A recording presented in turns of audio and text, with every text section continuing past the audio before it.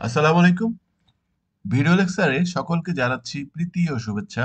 আমি আকসাদুর রহমান। আজকে আমরা আলাপ করব টি টেস্ট নিয়ে। অর্থাৎ এক্সেলের মাধ্যমে আমরা আজকে হাইপোথিসিস টেস্ট করব। এর আগে আমরা অ্যানোভা টেস্ট নিয়ে আলাপ করেছিলাম, যেখানে দুইয়ের অধিক ভেরিয়েবল ছিল।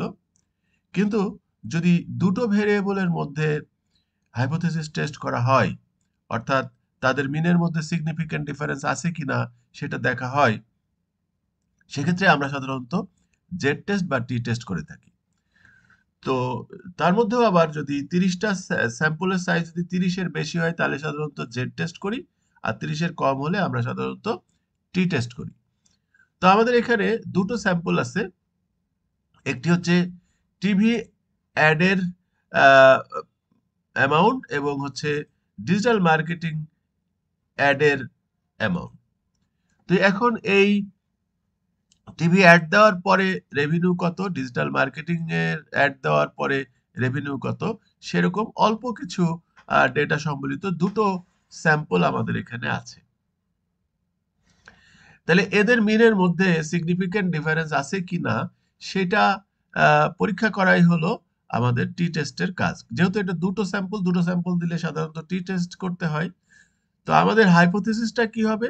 আমরা ধরে নিলাম হাইপোথিসিস হচ্ছে there is no significant difference between the average of TV ad and the digital marketing ad revenue. তো এখন আমরা হাইপোথিসিস টেস্ট করব। তো সেজন্য আমরা ইনিশিয়ালি সবগুলি ডেটার সামটাকে আমরা এখানে বের করলাম, ইকুয়াল টু সাম অফ, এখানে আমাদের এই হলো ডেটা, এখানে 128 হলো সাম, পরেরটারও সাম হবে 133। অ্যাভারেজ বের করি চলেন। এই ডেটাগুলির অ্যাভারেজ বের করলাম এবং পরেরটারও অ্যাভারেজ বের করলাম। এরপরে আমরা স্ট্যান্ডার্ড ডেভিয়েশন বের করব। তাহলে equal to S T D, আমাদের এই যে স্যাম্পল ডেটার জন্য এসটিডিবি এসটাকে নিলাম, নেওয়ার পরে আমাদের ডেটাগুলি দিয়ে দিলাম। তাহলে এখানে আমাদের স্ট্যান্ডার্ড ডেভিয়েশন হলো, বের হলো, এবং একইভাবে আমরা পরের ভেরিয়েবলেরও স্ট্যান্ডার্ড ডেভিয়েশন বের করলাম।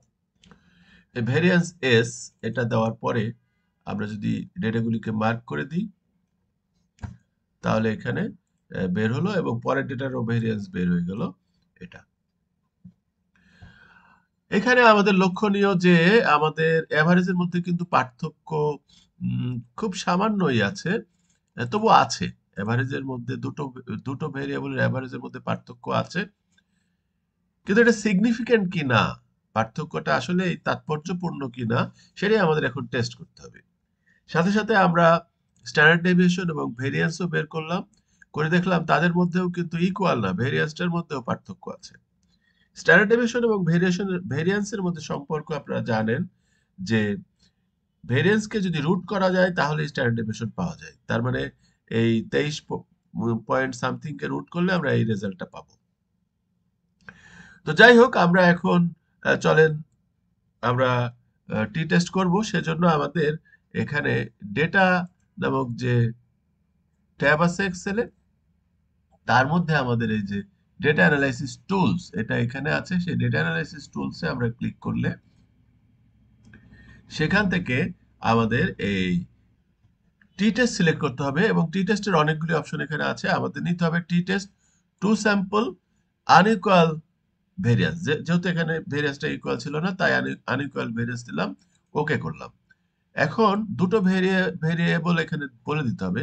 তো প্রথমটা হচ্ছে এই যে টিভি অ্যাড রেভিনিউ, আচ্ছা, এবং দ্বিতীয়টা হচ্ছে আমাদের ডিজিটাল মার্কেটিং অ্যাড রেভিনিউ।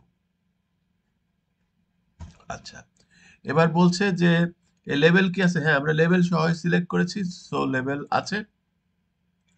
আউটপুটটা কোথায় বসবে? আউটপুটটা আমরা চিন্তা করলাম যে এখানে কোথাও বসাই, এখানে বসাই, তারপরে এন্টার দিলাম। তারপরে যদি আমরা ওকে করি তাহলে দেখুন আমাদের এখানে একটু বড় করি সেলগুলি, আমাদের কিন্তু করে দিয়েছে। এইখানে আমাদের দেখতে হবে যে এই যে পি ভ্যালুটাকে দেখতে হবে, সিগনিফিক্যান্ট ডিফারেন্স আছে কিনা সেটা জানার জন্য পি ভ্যালু দেখতে হবে। এখন আমাদের এই টু টেইলটাকে আমরা এখানে দেখবো, এটাকে আমরা বোল্ড করি, এটাকে আমরা বোল্ড করলাম। টু টেইলটাকে কেন দেখবো, কেন ওয়ান টেইলটাকে নয়?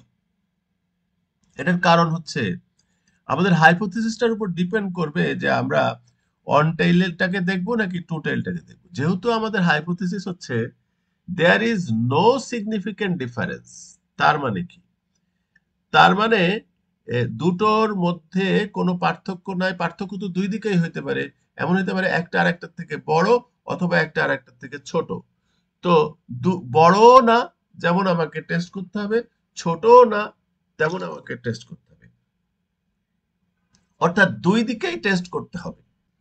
দুই দিকে টেস্ট করতে হলে তখন আমাদের এই টু টেল এর পি ভ্যালুটা দেখতে হয়। যদি আমাদের হাইপোথিসিসটা এমন হতো যে TV add revenue is greater than digital market revenue, তাহলে টিভি অ্যাড রেভিনিউটা হচ্ছে ডিজিটাল মার্কেটিং এর থেকে বড়। ছোট আর টেস্ট করা লাগতেছে না, হাইপোথিসিসে শুধু বড়র কথা বলছে, বড় কিনা সেটা টেস্ট করলেই হবে। সেই ক্ষেত্রে আমাদের অন টেলে হতো। তো যাই হোক, আমরা টু টেল এর যে পি এর মান সেটা পেলাম। সেটা আমরা দেখলাম যে 0.95 এর থেকে 95 সামথিং, তার মানে এটা 0.05 এর থেকে সিগনিফিকেন্ট যে মার্জিন আছে 0.05, তার থেকে কিন্তু অনেক বেশি। তা আমরা কি জানি যে 0.05 এর থেকে যদি পি এর ভ্যালু বেশি হয় তাহলে সিগনিফিকেন্ট ডিফারেন্স নাই। There is no significant difference, এখানেও কিন্তু আমরা পেলাম ডিফারেন্স নাই। তাই আমরা বলতে পারছি যে নাই হাইপোথিসিস ইজ অ্যাকসেপ্টেড, কারণ এটা আসলে ডিফারেন্স নাই, আমরা প্রমাণ করে দেখলাম এখানে।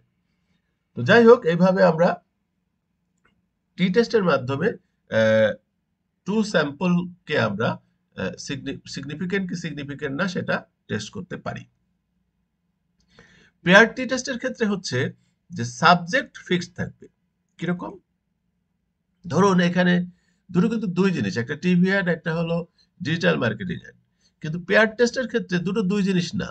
ধরেন পার্সন সেম পার্সন, পার্সনেরই হয়তো ধরেন আপনি খাওয়ার আগে ব্লাড সুগার মেপেছেন, খাওয়ার পরে ব্লাড সুগার মেপেছেন, তাহলে একই পার্সন কিন্তু দুটো সময়ে মাপা। এই ধরনের জিনিসকে যদি আমাদের হাইপোথিসিস টেস্ট করতে হয় তখন আমাদের পেয়ার টি টেস্ট বলা হয়। যেমন এই ক্ষেত্রে আমরা সাবজেক্ট ফিক্সড আমরা বলে দিতে পারি। পেয়ার টি টেস্ট করলে আমরা এটার কি হতে পারে, আমরা এখানে আমরা চলেন করি, ডেটার মধ্যে গিয়ে আমাদের এই যে ডেটা অ্যানালাইসিস টুলস এখানে কিভাবে আসবে অন্য একটা ভিডিওতে আমরা সেটা বলেছি, আপনারা দয়া করে দেখে নেবেন।